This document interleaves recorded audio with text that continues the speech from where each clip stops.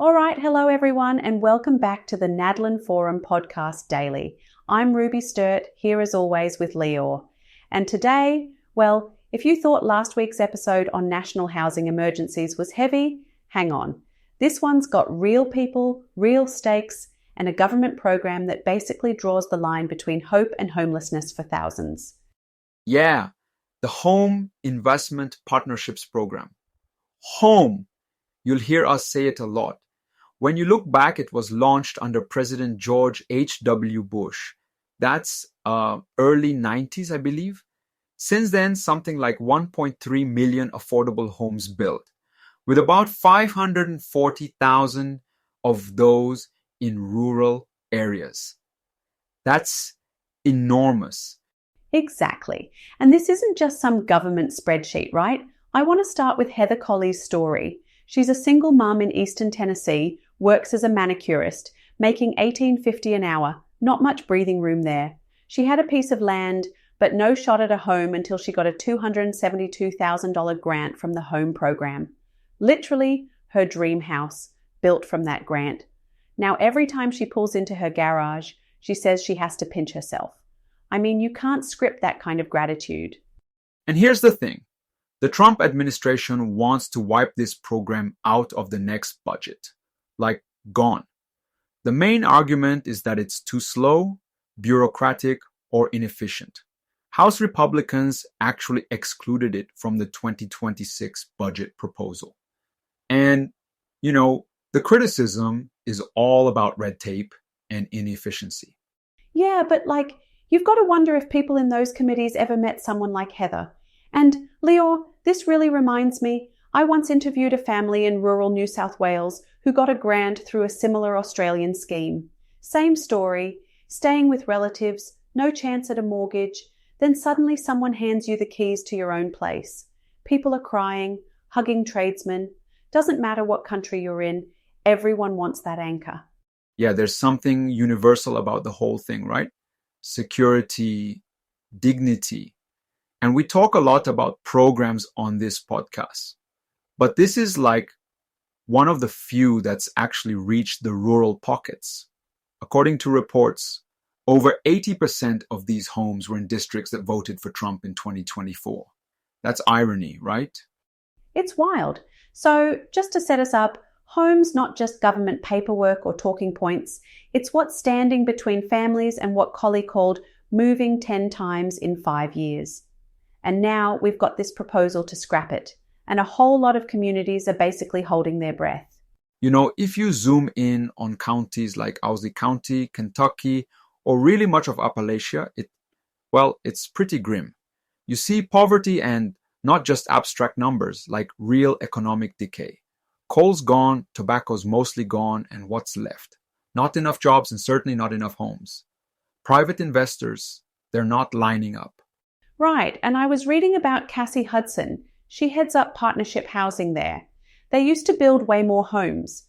With the funding shrinking, they're down to something like a quarter of their usual number. The construction costs go up, demand goes up, and their ability to build totally goes down. She basically said, at this rate, she just can't keep up.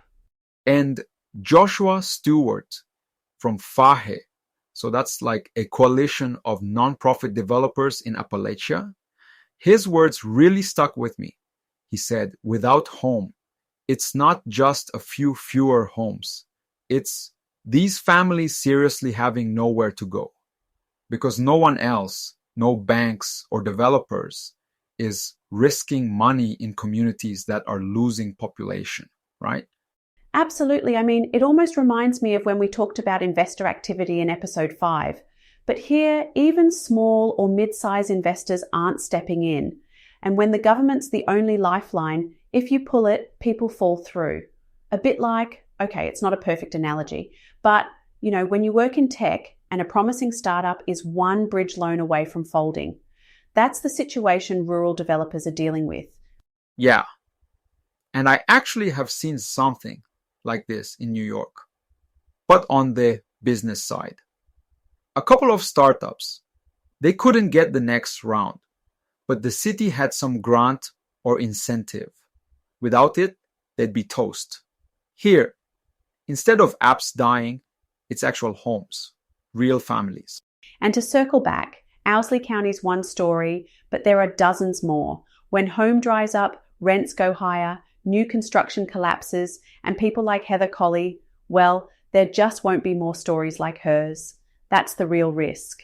Let's talk politics, because, that's where it gets messy. The House Republicans, so that's the Trump base basically, they're all in on cutting the program. Their line is, use some leftover pandemic housing funds, about $5 billion, to plug the gap instead. But first, a lot of that money isn't even allocated, and even if it was, it's not a long-term fix, like putting a bandage on a broken pipe. Yeah, and the Senate Republicans, interestingly, are saying, hang on, they actually want to keep the home program in their budget. So it's a real tug of war. You end up with this like stalemate where nothing moves and families are in the middle of it all. It's no surprise affordable housing is a huge election issue, right? We saw the same thing last episode with the National Housing Emergency talk. Now, this battle over home is going to be front and center for a lot of rural voters. Even Heather Colley herself. She voted for Trump back in 2024, and now she's torn. She says, I get needing to cut waste, but when it's something that changed my life, I can't ignore that. And who knows how many other voters feel the same. I keep thinking about that too. Policy isn't just numbers. It hits people where they live, literally. Both of us have seen, in real estate and on this podcast, how stuff in Congress or Parliament shapes everyday choices, like where someone actually sleeps tonight. We've had so many episodes now where economics and politics just run right through real estate. Yeah, and this isn't over. The budget fight's just getting started.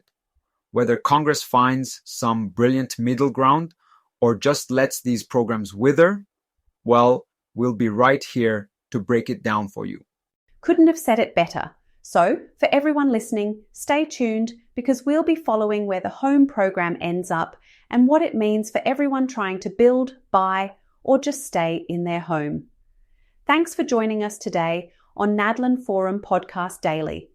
Ruby, as always, good to chat. Everyone, take care and we'll catch you on the next one. Bye. See you, Leah. See you, everyone.